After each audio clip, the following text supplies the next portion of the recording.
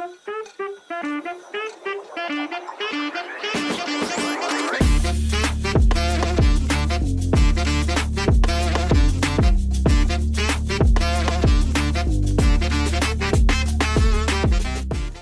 everyone, welcome to my channel. Welcome ladies, Maya and Shay.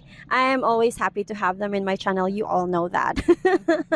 And today we're actually going to discuss something a little bit sensitive. We're going to talk about past trauma. You can just cite one specific past traumatic experience in your childhood and how it impacted you and what makes you like choose or being aware that you're not gonna have that, or you're aware of it that you don't want that to pass on to someone close to you in the present moment. So it could be your kids, it could be your partner, so something like that, because I believe that we all have past traumas, and the thing is only a few of us are facing them. Like a lot of us are just putting it like cheese, yummy cheese in the purse, and like you put it in the bag and just zip it, in a ziploc, and not knowing that that cheese, through time, it will create something smelly, or it will really become bad. And the moment you open your bag, that's when it all comes out and you smell the bad smell. For me, that is a past trauma that is being suppressed, that is not being healed, that is not being faced, that is not being recognized. So, and yeah, as something that is, as someone who is into energy, that's one of the things that I emphasize in my sessions. And I even have a past life regression, which we still have to do, ladies, the past life regression. So yeah, before I'm going to give this mic to these beautiful ladies, I would like to share mine first. I have a lot, but I'm gonna speak one that is like really one of the, how to say this, dominant in my growing, because I actually grew up with physical punishment from my parents, especially from my papa. And for me, that's one trauma that I actually became aware that I don't want my kid to have, or even the physical punishment. I grew up with a belt and stick and whatever it is that my papa would be able to grab in the moment. In all those, if I'm going to look back to it, I actually cannot understand. I couldn't understand why. Like, I couldn't understand why I was wrong. I couldn't understand why I'm being hit.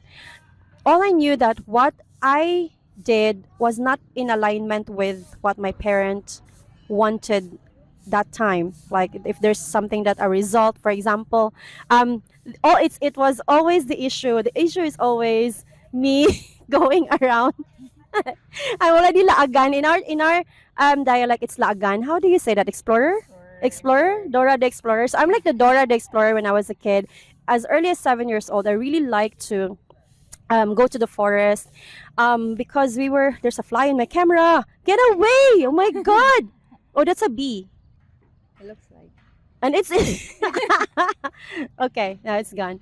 So so the issue with me, that is always the thing that made my father beat me up, is that they worry because after school I go to the forest or I go to the river, and I don't ask permission, and I usually like go home late. Before, we don't have the mobile phone. Like, there's no way for me to like, okay, I'm gonna walk. My school is like 30 minutes away by walk, so I have to walk and then come back. Then I want to go to the river, so it doesn't make sense, right? Yeah. So I'm just gonna spend a few minutes in the river or in the forest. But actually, the few minutes became hours.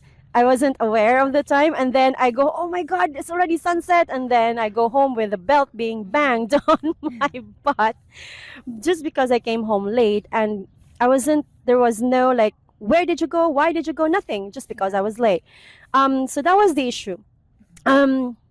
So for me, that was kind of like a traumatic experience, because it built up a feeling of like horrible feeling, and I don't want my kid to experience that horrible feeling of not knowing why, and at the same time being hurt physically. Yeah. So I made sure that my kid and whoever is near me won't be able to experience that horrible pain and that horrible mental battle of the why, and then you're being punished for why.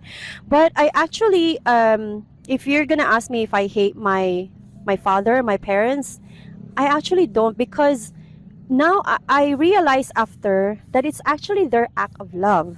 It's act of being protecting me not to be in danger.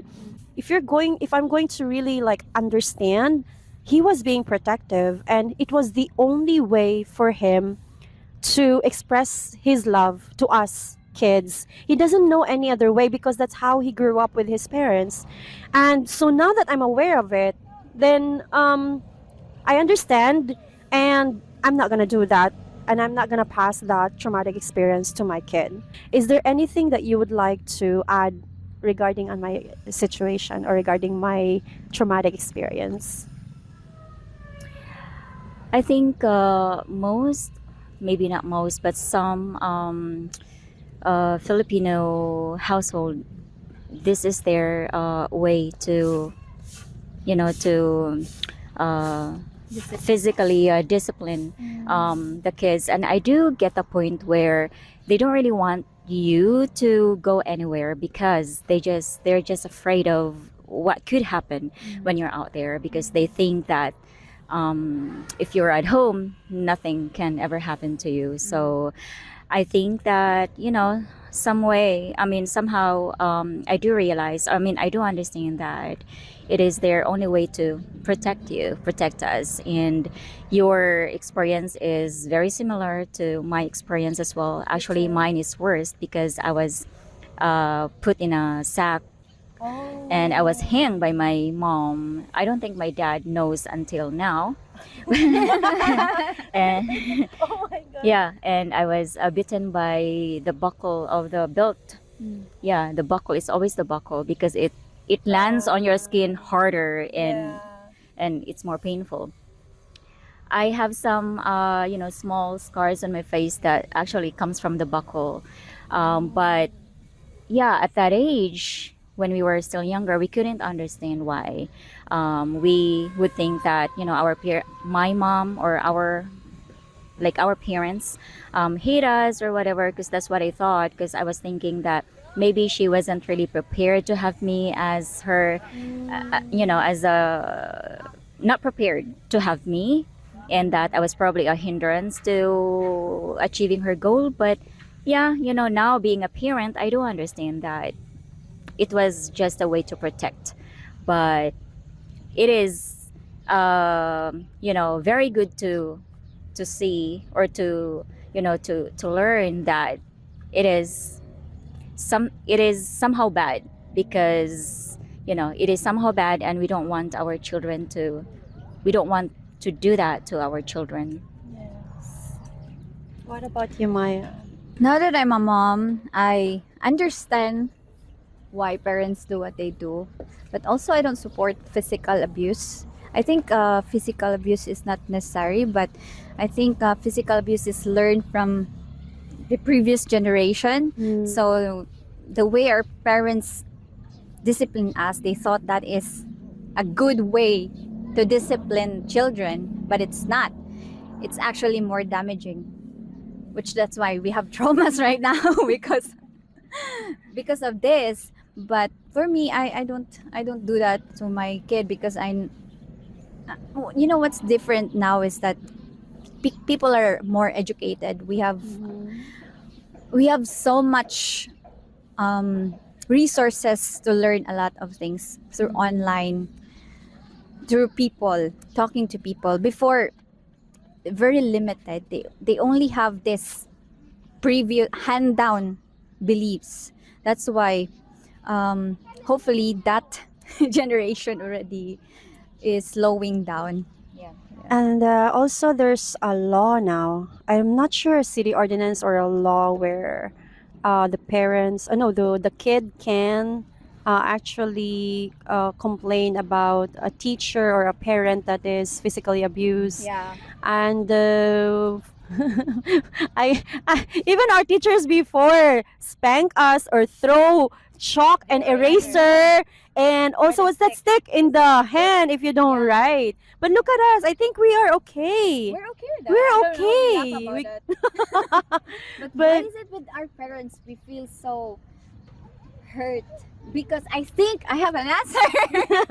I think it's because we trust our parents that they are someone that would take care of us, that won't do Not harm hurt, on yeah. us, and then we feel betrayed when they physically abuse us, when they hurt us. That is why it's more impactful. yeah, I think so. Yeah. I agree with that. And it's just funny how I wanted to speak something about a kid that actually brought a case against a parent who slapped her. I personally know someone like the kid brought the police to their home just to tell that to complain that the father slapped her. And for me, what do you think about that? Would you uh, I like that there's the law like that, but if it's just a slap because you did something wrong, for me I think the parent still has the right to discipline you, I think. Yes. And yeah, what do you think about that, Shay? I don't condone physical abuse, but a slap, it doesn't really hurt. um, I would say that our generation is still the best because although we were beaten up by our parents, we grew up being grounded, very disciplined, and now I would say that the new generation is too soft. Yeah. Sorry, new generation. Yeah, I want to add with the slapping. It depends also what the kid did, right? If she did really something like disrespect her parents, then she deserved that slap. Exactly right. But if the father just slapped because he just feels like slapping or he's drunk, then that's something different. So it really depends on the situation. Yeah. Yeah, I knew the situation, and the father was trying to discipline the kid, but then the kid, because of the law, she brought it like kind of like a shield that you can't discipline me because there's a law. So for me, I don't know what to say more, but balance. I would say more. Get out Yes. of my house. Exactly right. She was actually evicted You from don't want the to be disciplined. Get out of my house. Yeah, she How was. old is she?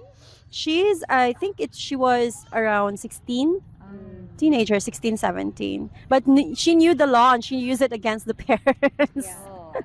It's so yeah, kids. Look at us. We're in the 40s, 80s, and 90s kids, but we actually turned out fine even with all of the beating up, Yeah. and we even don't hate our parents for that. So it's kind of like I would just like to give a light to the new generation that you have to also like think why your parents are doing that. Maybe that is a way for your parent to love you, but it's not just aligning with what you like or how to be loved. Yeah. So you have to think first before bringing the police or before putting your parents to jail. Your parents are the one that is providing for you, so who will provide for you if you're gonna bring them to jail, right? So yeah, thank you for that. That's my traumatic experience beating up. I'm wondering your experience, Maya and Shay, and I would like to know what I'm curious, what traumatic experience is it that you don't want to share or be passed on to the next generation? Can we have you first, Maya? Sure. For me, the physical abuse is something that I laugh off, so I'm not really affected with that part. I'm more of the mental and emotional emotional lack. So emotional abuse, that's still emotional abuse. If your parents don't show any affection or support emotionally. So that is something that I don't want to pass on to my kids, because I know how it feels, how damaging it is, especially when you're an adult, when it comes to having relationship with other people. Some people who are emotionally unavailable, they lack with this part, emotional affection towards their parents, because their parents didn't give them enough love. So when they grow up, they learn that that is how you love, like or sometimes people are not too um, emotionally doesn't emotionally invest, because they will think that this person will just neglect me also, Right, like my right. parents, something like that. So that is something that I'm trying so hard not to emotionally neglect my daughter's emotion, or my loved ones emotions, And how do you do that by specifically? giving um, hearing them, listening to them, That's talking to beautiful. them, communicating with them, and validating their feelings, and yeah, just being there and listen to them. It's enough for them, actually. Mm-mm. Because whenever I feel like I'm lacking as being a parent, I always think of how would I want to be treated by my parents when I was a kid. I always like look back. If I'm a kid, how would I want my parents to be? My parents, how would I want my parents treat me? How would I want? So I would want to be listened to, comforted to when I'm sad, or when I'm down. They are there, just listening to me. That's enough. So that's how I would raise. That's how I would think when I feel like I'm lacking as being a parent. Oh, that's Yeah. beautiful. I feel you. That's so beautiful. Like you're doing great, Maya. In that, I would just like to really commend her, because when I see her kid, like how sweet she is. Yeah. She's so sweet. Yeah, I'm not perfect. I'm not a perfect mom. I get angry, I get annoyed. But course. if I notice that I'm already too much, I reflect on being a kid and how I want to be treated as a kid. Yeah, So it's like your yeah. grounding thing whenever you feel like there's something wrong. Okay, how would I? Mm. That's really Yeah. something that is like a base, a good base for Mhm. you. And it's also amazing how simple it is actually. Like being there. You see, it Yeah. sounds so simple. Being there, being listened to. It actually sounds simple, yet a lot of us are making things complicated when we just want to be like a presence of Yeah. someone that is holding us an emotional space. So yeah, that's beautiful. Thank you for sharing. Thank you for listening. So I love the fact that you are kind of like, doing the things that you lacked when you were younger. And I can also really see how you treat your kid. Like she's 7 years old, but you treat her like still like 2 years old or 3 years old, like she's a baby, right? And yeah, that is commendable, like you said. And I do get why you are emotional. I'm emotional, but I think you're more emotional. Yeah. But then this week is kind of like luteal phase for you. Blame it to the hormones. Yeah.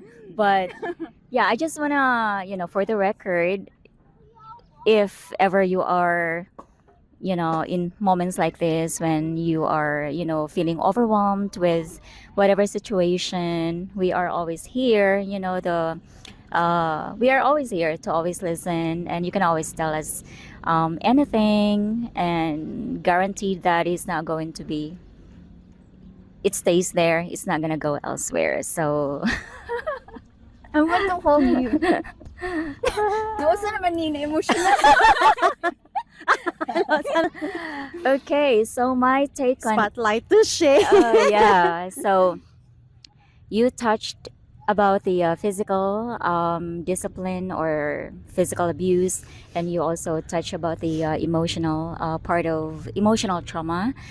So I want to touch about the financial part, Okay. specifically about academic struggle, because when I was a kid, there was always a a chronic instability of meeting the basic needs. Like let's say for example, academic. It is for us. We were always excited for the first day of school because we have new bags, we have new Yeah. notebooks, new school supplies, right? But I don't. I always don't have new school supplies. It always is the recycling of the old notebooks. Um, my bags are. They always have big holes in them. Yeah, so I am trying hard to not let my kids experience that, because like for now, since I already have, I'm not rich, we are not rich, but now I'm able to, like let's say for example, provide them, let's say, notebooks. I know I can buy like 21 peso notebooks, but I know I am also capable of buying them like let's say 75 peso notebook, like better quality, right? Because back then, again, I had to recycle my previous, I mean my old notebooks, my old bags. Sometimes, no, not sometimes. There was a time when my bag was banana leaf. Oh. Yes, banana leaf, and then we That's had so to put it in a plastic bag, especially when it rains. And I was bullied because I didn't have a bag. So as much as I can, I don't want my kids to be lacking resources, especially in the academic. So I know I'm not blaming my parents. I'm not blaming anybody because my parents were also, doing their part to provide.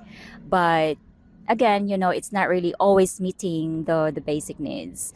So like it's the financial for me, especially the academic struggle. And plus, not only the school supplies, but also if like when I was in high school, especially, I always wanted to join extracurricular activities. I wanted to be part of the marching band, or I wanted to do sports, but I'm not always to. I mean, my mom especially did not want me to join because I have to buy uniforms. I have to buy. Yeah, there's a lot. Yeah, so there is no money for that, and I wanna do sports, but my parents cannot afford to buy me shoes or to buy me the uniform. So right now, I am, trying my hardest to, provide that if my kids are going to join extracurricular activities, especially sports, because I'm into that, that I can provide them like knee pads or uniforms or whatever they need for that specific sport. So, yeah, that's the trauma or the experience that I do not want my kids to experience ever. Wow. Your kids are very lucky to have you. So Our much. children are so lucky to Our have us. children, yes, our children, because we work on our traumas and we are trying to really provide them as much as possible, um, financially, emotionally, and physically being there. What do you think about these kids that are committing suicide? Do you think it has something to do with their traumas that is not being dealt? Because as you can see, sadly, the suicide thing is getting younger and younger and younger. The more the year goes, the younger the suicide rate age is. I'm like, what's going on?